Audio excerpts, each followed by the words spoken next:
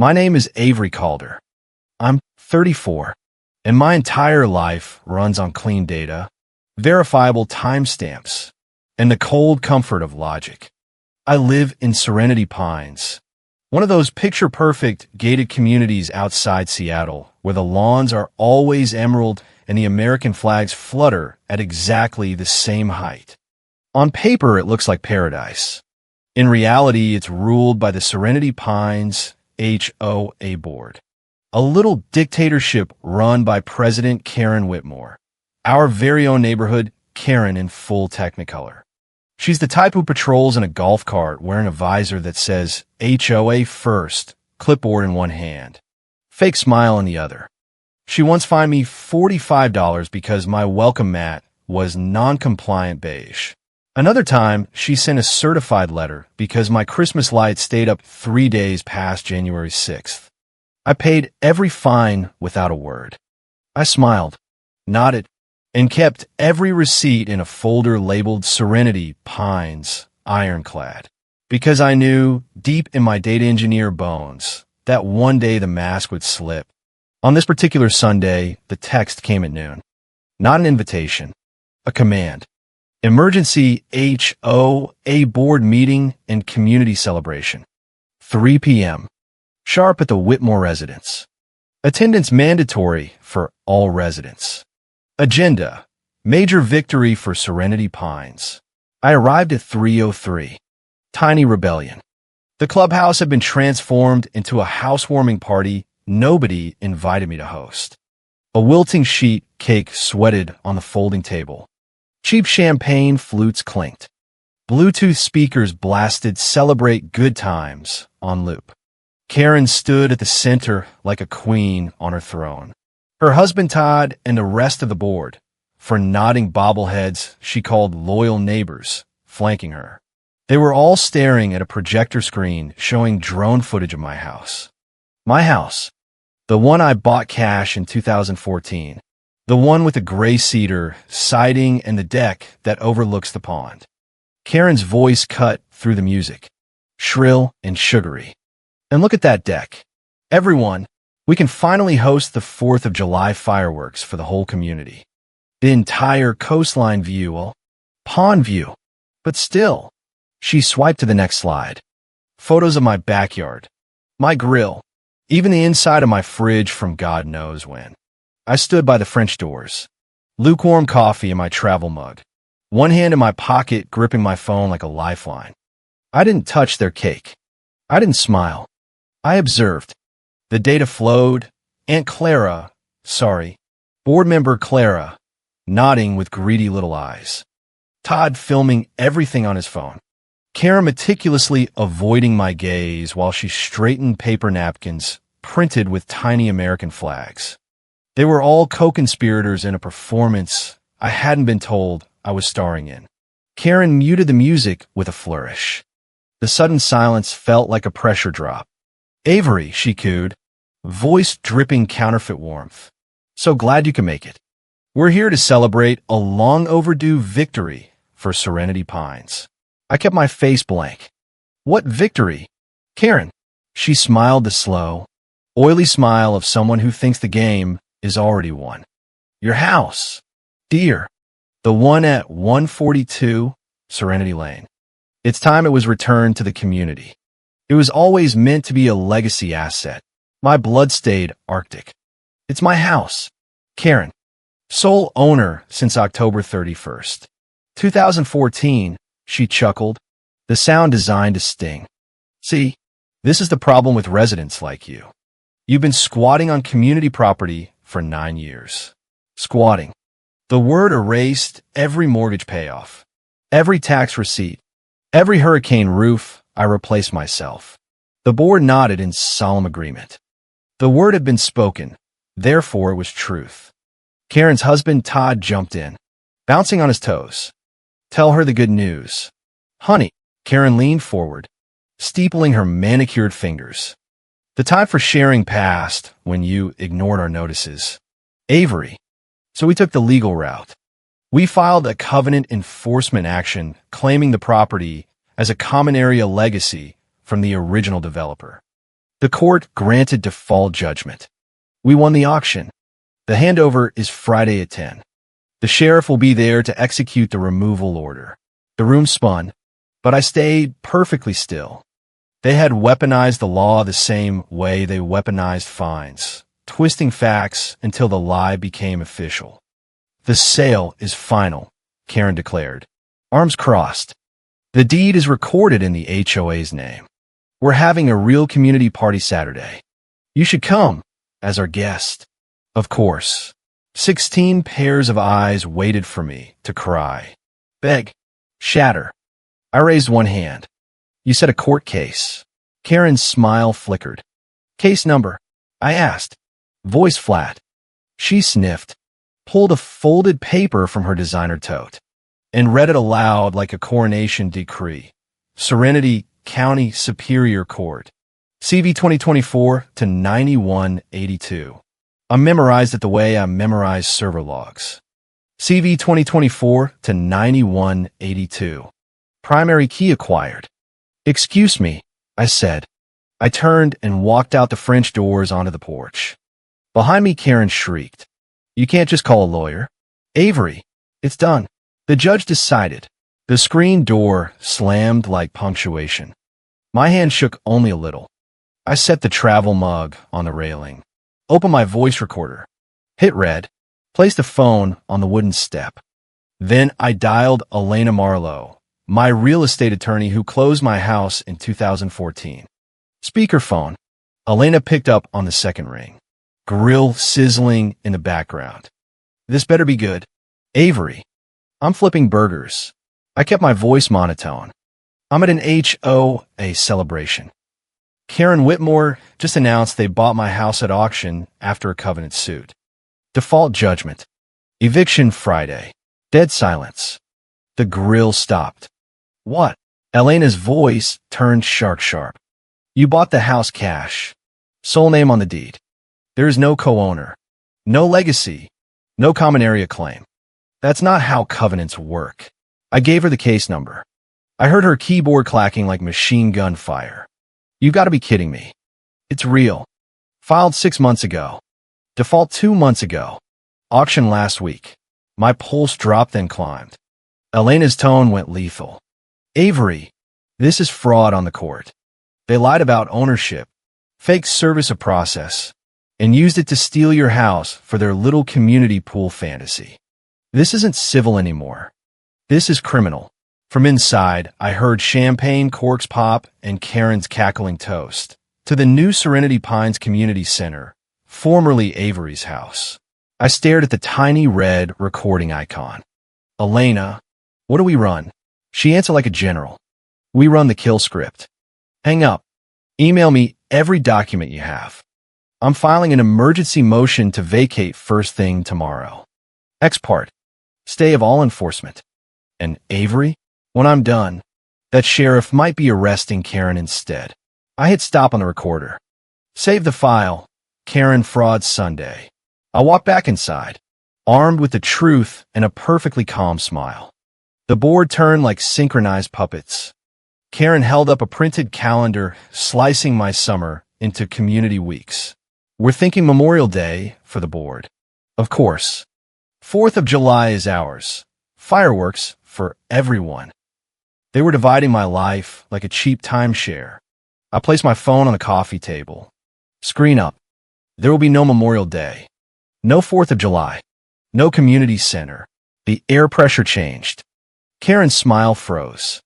Avery, please. The court decided. It's over. I mirror my phone to the big TV they've been using to show my deck. The HOA portal loaded. Property owner, Calder. Avery M. Sale date, October 31st, 2014. Tax status, paid in full. That's my name, I said, pointing. Not the HOA, not Karen Whitmore. Not Serenity Pines Legacy Trust. Just me. Karen's face did something beautiful. It crumpled like cheap wrapping paper. You lied to us. You let us believe it was community property. I corrected her with ice. I'll let you visit as guests. You mistook generosity for ownership. That's your mistake. Not my lie. Todd tried to rally. But the court papers, I cut him off. Karen doesn't have a court. She has a piece of paper she got by lying. I looked straight at Karen, 2 feet away. The most important question today.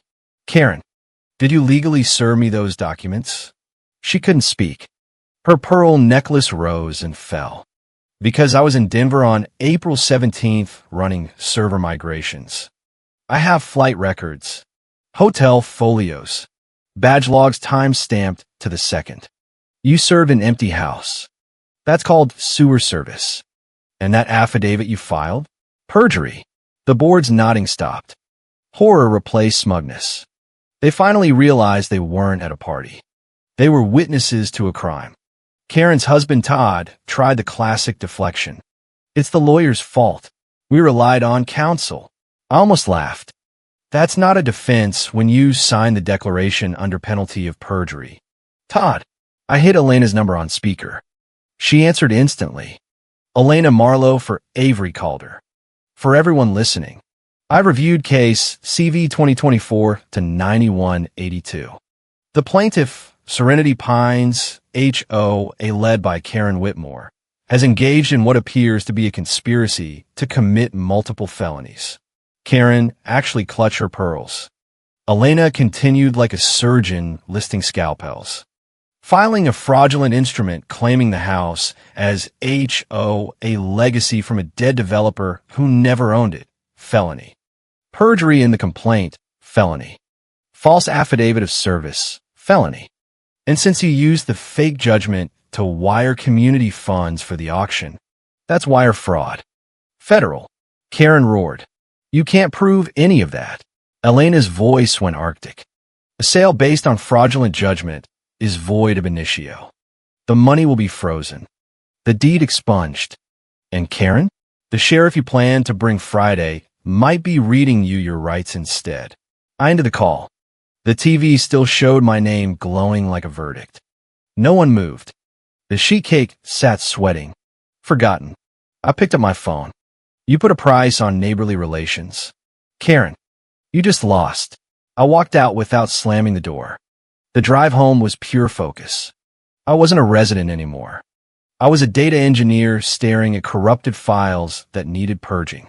At my condo, I opened the black reinforced case I'd kept since 2014, in case of HOA inside, the original grant deed with wedding signatures.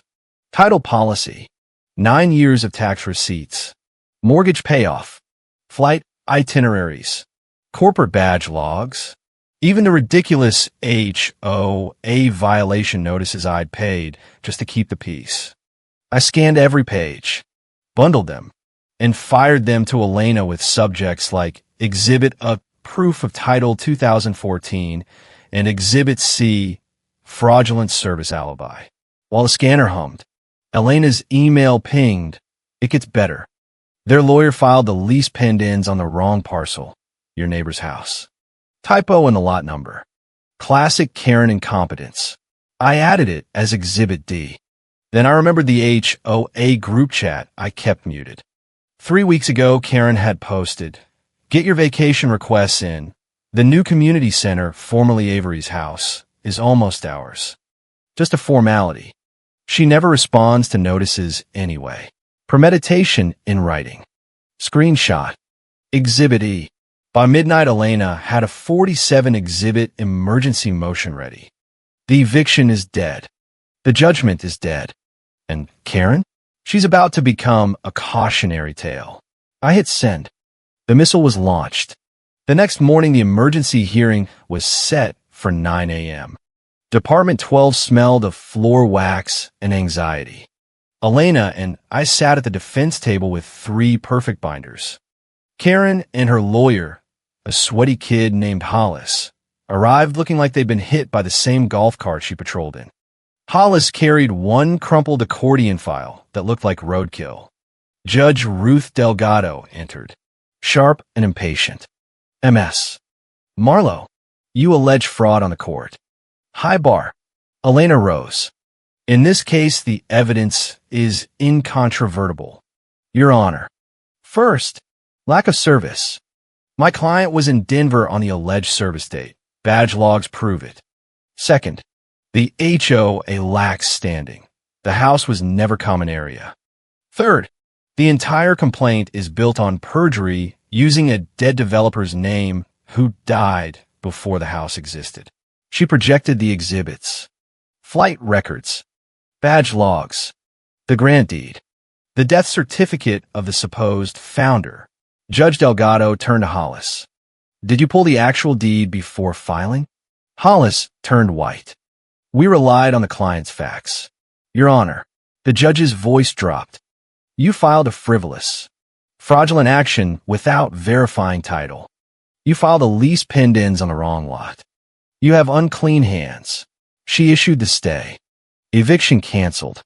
Declaration due in 48 hours explaining the profound discrepancies. Karen sat shaking. As we left, she hissed at me in the hallway. You're destroying the community over paperwork. I smiled. You destroyed the community the day you filed lies in court. That night, the animal cornered itself. My doorbell camera pinged at 11:04 p.m. Front door motion. Infrared showed Karen and a locksmith at my porch. She was tapping her foot, arms crossed, whispering, "Hurry up, this is HOA enforcement." The drill whined. They changed my locks. On camera, violating the court stay. I dialed 911 while recording. My name is Avery Calder. I'm watching live feed of Karen Whitmore breaking into my house right now. 6 minutes later, 2 squad cars rolled up silently. Officers knocked. Karen opened the door holding the new shiny knob like a trophy. This is HOA property now. One officer kept her talking while the other radioed. My second line rang. Chief Miller. We have a stay on file. MS. Calder. This is criminal trespass and contempt. He's in cuffs. I saved the video. Karen arrest 17.mp4. Sent it to Elena with one line. She just changed the locks. They're arresting her now. Elena's laugh was pure delight. The absolute catastrophic idiot. She just handed the DA a signed confession on video. The civil case was over. The criminal case had just begun. The next morning, my phone exploded. Tanya, Karen's best friend and board treasurer, texted first. Avery, you have to call this off. They arrested her.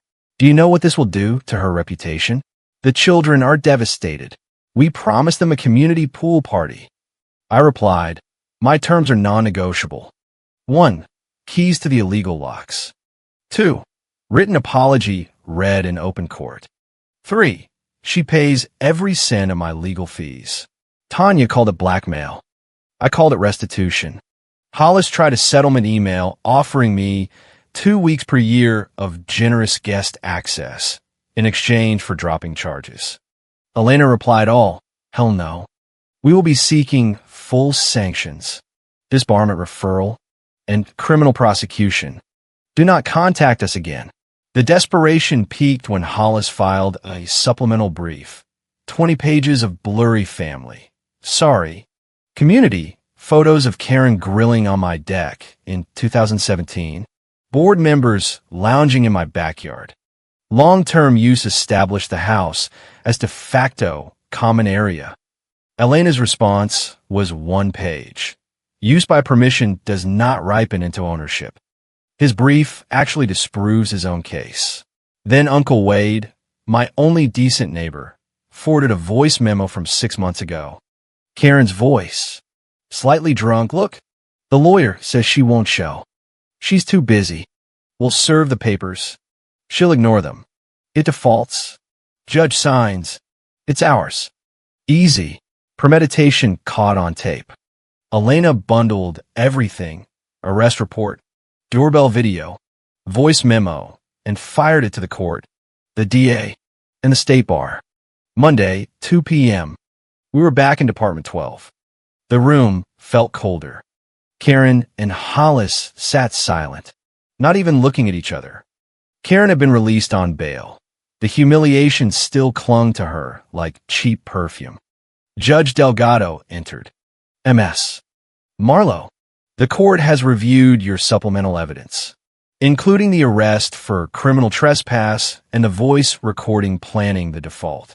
Elena stood with a single 32-page memorandum.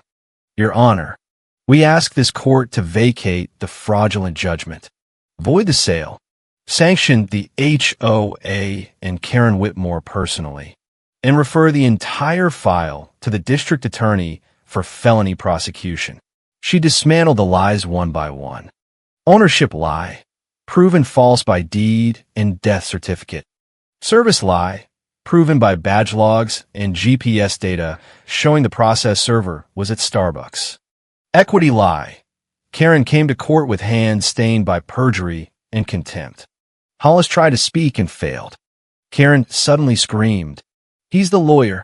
He said it was a slam dunk. Hollis turned crimson.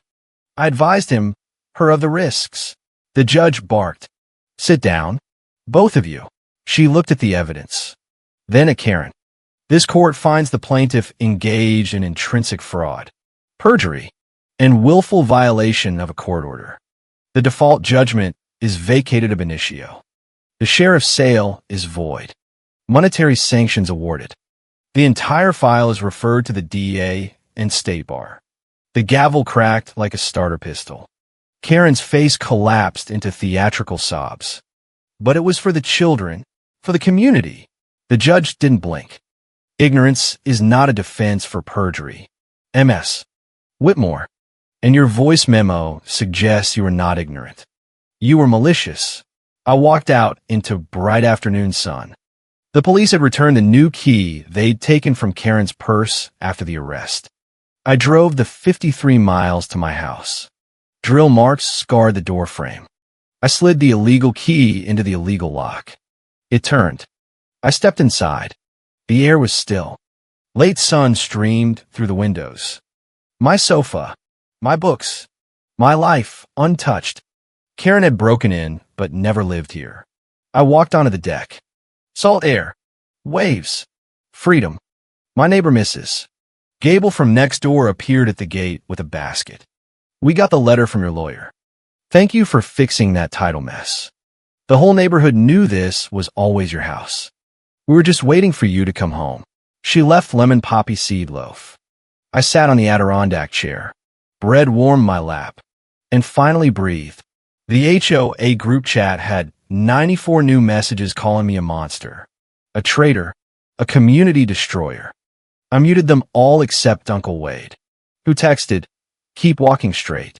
Avery, the truth wins. I opened a new document titled Victim Impact Statement for the DA. I wrote about the 9 years of looking over my shoulder, the illegal locks, the 94 texts blaming me for Karen's crimes. Then Tanya's final plea, she's sorry. She'll apologize. Just call off the DA. Give us one summer for the children's sake. I typed back. All future correspondence must go through Elena Marlowe. Sent.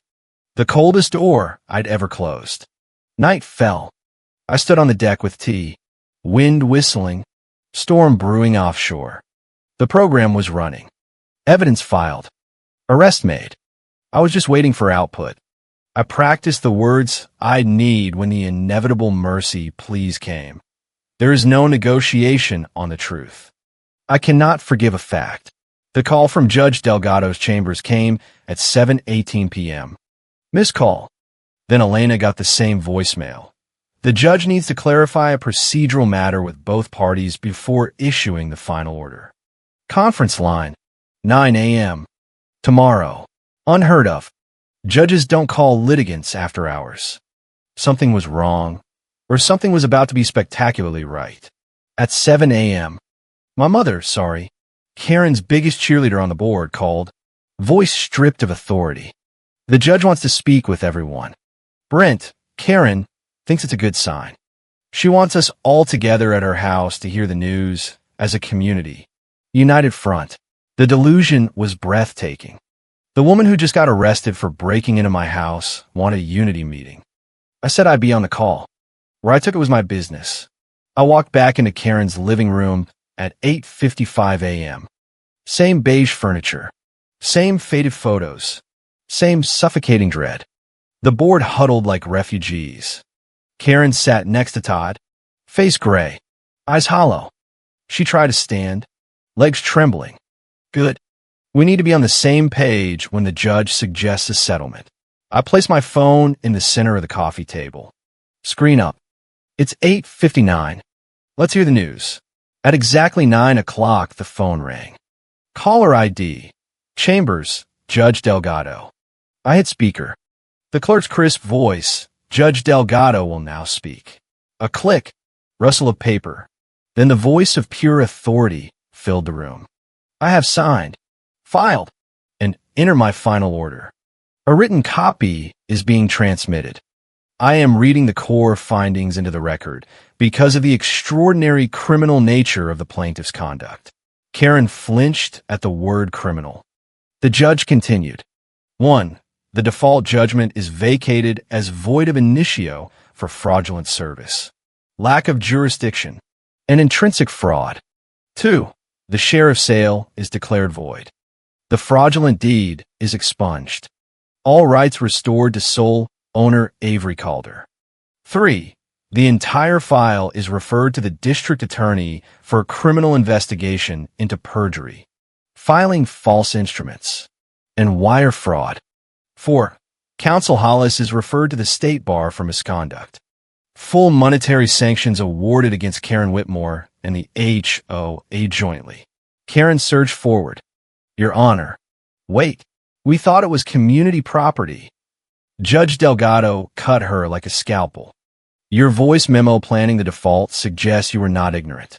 You were malicious. The imaginary gavel cracked.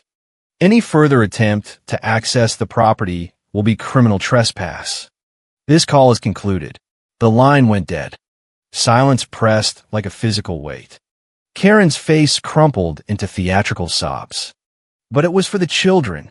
The projector screen still glowed with the county assessor page showing my name in stark black and white. I stood. The community party was canceled the moment you filed fraudulent papers. Karen. She looked up, eyes desperate. You're really going to let them prosecute me? Your neighbor? I looked at the woman who had ruled our little kingdom with fines and fear. The court has called. Karen, the decision is no longer mine. I picked up my phone and walked out. My car key and the key to my actual house were already in my hand. Outside, the salt wind hit my face. My phone rang again. DA's office. Investigating division. I didn't answer. I just drove to my house, slid the key into the lock that was finally mine again, and stepped inside. The storm that had been brewing offshore finally broke. Rain lashing the windows. But inside it was quiet. I had won with paperwork. The next weeks were a blur of depositions, interviews, and Karen's increasingly unhinged texts begging me to think of the community. I forwarded every one to Elena. The state bar opened an investigation into Hollis. The DA filed charges, perjury, false instrument, wire fraud. Karen's mugshot made the local paper with a headline, HOA president arrested for home theft scam. Neighbors who had stayed silent started sending quiet messages of support. Mrs. Gable brought another loaf. We all knew she was out of control. Thank you for stopping her. Even some former board members quietly resigned. The HOA held an emergency election. New president promised actual neighborly relations, not tyranny. I sat on my deck one evening watching the sunset paint upon gold. The black document case was back on the shelf, updated with the final court order. The arrest report. The DA charging documents. Ironclad. Forever. My phone buzzed with one last plea from Karen's new lawyer. A mess. Whitmore is willing to issue a public apology and pay all fees if you ask the DA to drop the charges. One summer of community access for the children. I typed back through Elena. No negotiation on the truth. Sent. Then I muted the entire HOA chat forever. I opened a new document and started writing the story I'd tell one day. The story of how one woman with a laptop and 9 years of receipts brought down an entire neighborhood dictatorship. The judge had called. The empire had fallen. And I finally had peace. Months later, the criminal case moved forward. Karen pleaded not guilty at arraignment, still wearing her visor like armor. The courtroom was packed with neighbors who had once feared her fines and now watched her squirm. Elena and I sat in the front row. The DA played the doorbell video in open court, Karen tapping her foot while the locksmith drilled my deadbolt. The jury actually gasped. Karen took the stand and tried the same act that had worked in the HOA meetings. It was for the children, for the community pool.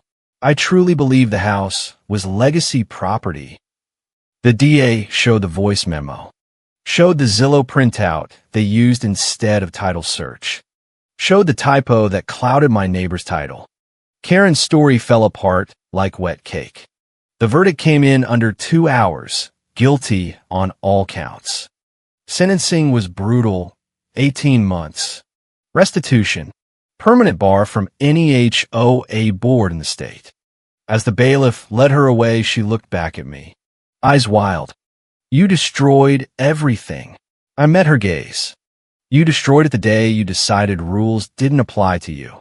The new HOA board sent me a formal letter of apology and a check for every fine I'd ever paid, plus interest. They also repealed the ridiculous welcome mat compliance rule. Small victories. I kept the house exactly as it was. Same gray siding. Same deck. Same quiet evenings watching the pond.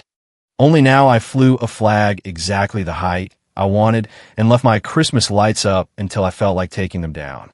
No one dared send a notice. 1 year later, I hosted my own 4th of July party. Real fireworks. Real neighbors who came because they wanted to, not because Karen commanded it. Mrs. Gable brought her famous lemon loaf. Uncle Wade built the bonfire. We laughed about the old days, the fines, the patrols, the sheet cake celebrations. Someone asked me if I regretted anything. I looked at my house glowing under string lights. The deed framed on the wall. The black case still on a shelf. Only that I waited so long to speak up. But the data was always there.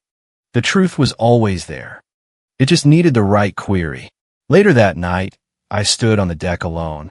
Waves lapping. Stars bright. My phone buzzed with a notification. An old HOA group chat I'd left long ago. Karen, from prison, had somehow posted, thinking of the good old days when we were a real community. I smiled, took a screenshot for the DA's victim file, and blocked the account forever. Then I raised my glass to the dark pond. Here's the paperwork, I whispered, and to never letting a Karen rewrite your deed. The storm was long gone. The house was mine. The community was finally free. And somewhere in the distance, I could almost hear the faint, satisfying click of a gavel closing the final chapter. Thank you for listening to my story. It means the world to share it. Drop a comment where you're watching from. I'd love to hear your own HOA horror tales. If this resonated, please subscribe, like, and share so more people know they don't have to stay silent when the Karen comes for their home. We win with the paperwork. Always.